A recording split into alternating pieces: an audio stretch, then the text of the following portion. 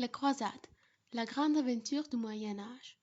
Tout commence dans une société européenne régie de fragmentés, divisée en plusieurs États, le clergé, la noblesse et les tiers États, qui vont participer tous à une 8 expéditions aventureuses, les croisades. La haute noblesse les soutenira, la hiérarchie du clergé prêt à rendre leur faveur depuis les cathédrales jusqu'à la plus modeste des chapelles. Les gens s'y lanceront en quête de réputation et d'honneur, du pouvoir et de richesse. Des trouvères et des jongleurs se rivaliseront en poésie sur la reconquête de la Terre sainte, atteignant parfois dans leurs vers des sommets artistiques sublimes. Pour le chevalier, partir à la croisade deviendra un devoir absolu, autant que le respect à l'amour pour sa dame. Tout le monde va participer d'une manière ou d'une autre.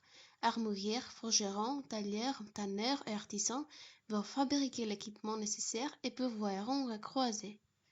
Les commerçants et les investisseurs financeront les différentes campagnes.